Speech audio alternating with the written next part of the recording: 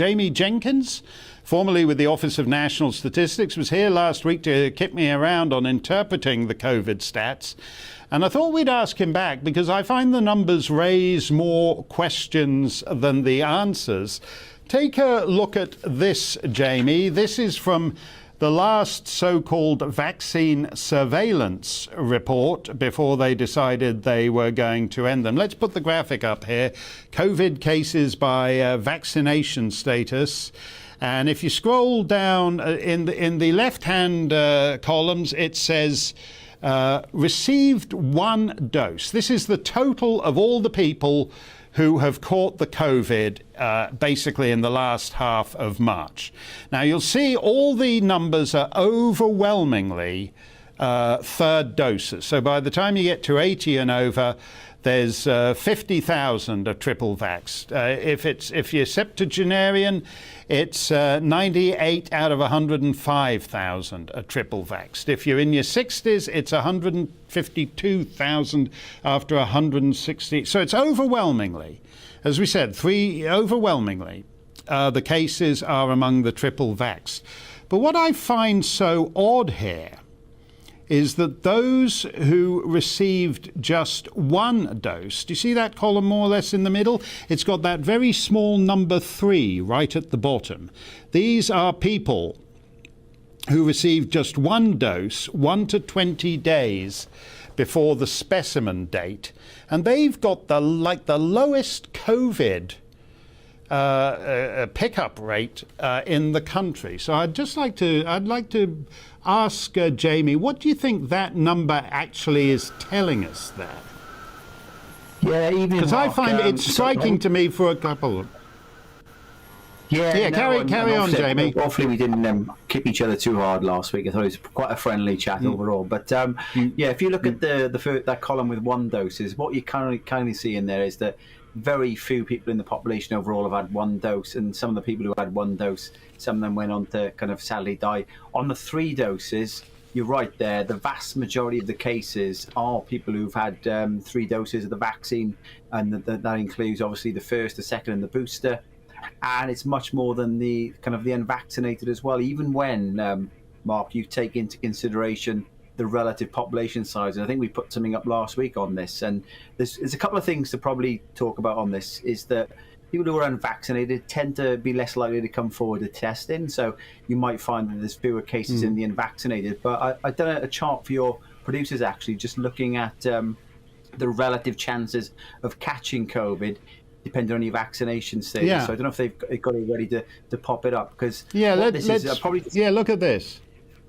Yeah, let's just start with the actual the yellow box, because that probably tells the story, and I'll explain what the chart's showing is basically then that most individuals in the country now have had a vaccine, 2 doses or even 3 doses more than 90 days ago, and the likelihood of you testing positive for COVID-19 is exactly the same as if you're unvaccinated. So it's quite clear that the vaccine companies themselves have said that the vaccines kind of wane after about 90 days. And the data is quite clear. This is ONS data. And what the chart shows is we've got different groups on the axis. It talks about people who've had a second Pfizer vaccine within 90 days, people who had a second Pfizer vaccine 90 to 100 days ago. So unless you've had a vaccine in the last 15 to 90 days, you're just as likely to test positive for COVID. Now, going back to Maxine in Canada there, which talks a bit about why Trudeau is just completely bonkers, because the data is quite clear that he's basically saying that if you've had 2 vaccines or 3 vaccines,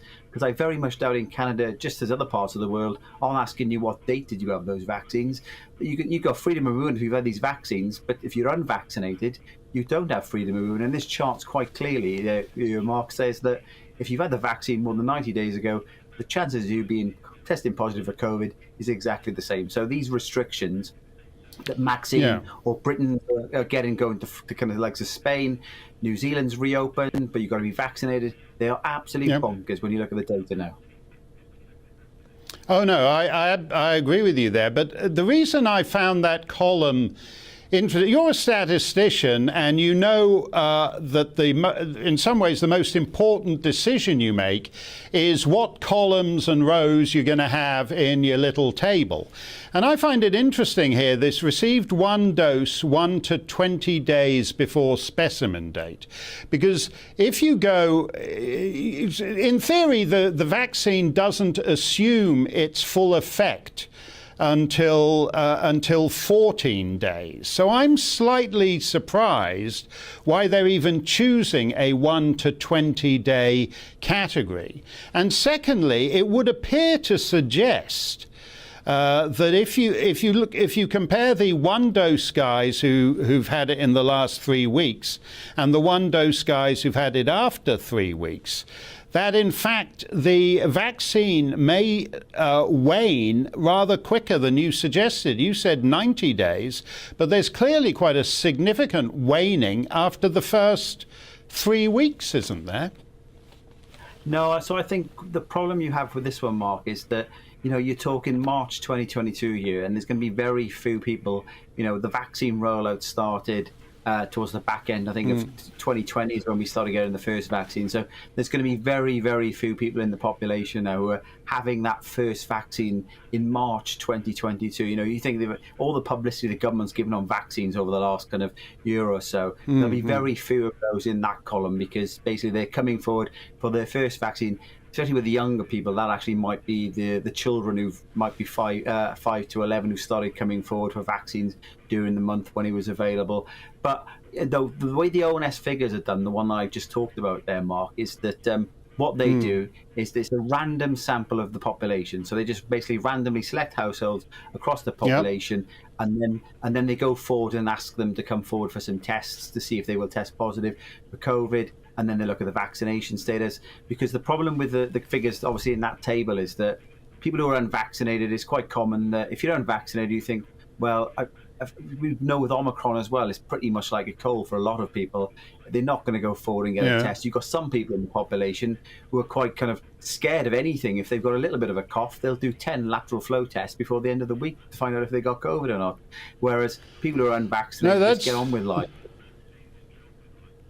Why do you think we're actually vaccinating 5 to 11-year-olds? Well, this one, we talked about it last week. So I've had 2 doses of the vaccine. I've had COVID. I don't think I need a booster. Now, I've got 2 children, age 6 and 9. They both had COVID. And in fact, my 9-year-old's had COVID twice. And when he's had the virus, he's had more fun playing football at the top of my garden, cheering because he doesn't go to school, than any illness. There's hardly anything wrong with him. Maybe 24 hours, a bit of Calpol, and he was fine. I think personally, obviously, when any media interview I do, Mark, I don't advise people to have vaccines or not have vaccines. I'm not a medic, I'm a statistician. But when you start looking at the data, very, very few children succumb to this virus. We've got, of all the deaths so far across the country since the virus has started, it's about 0.33% of children, of the whole people who've died were among children aged 0 to 15-year-olds. So it's obviously going to be less than 5 to 11-year-olds. And the JCVI themselves, they came out with their guidance on this. They didn't say it was an emergency proposition to have the vaccine. And they've said you need to issue 4 million doses. Now, this is an intriguing stat. 4 million doses in 2 million children, because it's a double dose, to stop one child going into ICU. Now, through the Omicron variant, Mark, I was tracking this each week on Twitter. There were no more children in hospital during the Omicron variant, so that's for any reason for going into hospital, than before Omicron hit the country. So, for me, why would you vaccinate your child against COVID unless, you've got some medical advice that you've got a really vulnerable child? For the vast majority of children, I don't personally see there's any reason for having a vaccine. If people want to take that decision themselves, seek some medical advice. But for me, you're right there. That I don't think the statistical evidence suggests that you would want to vaccinate.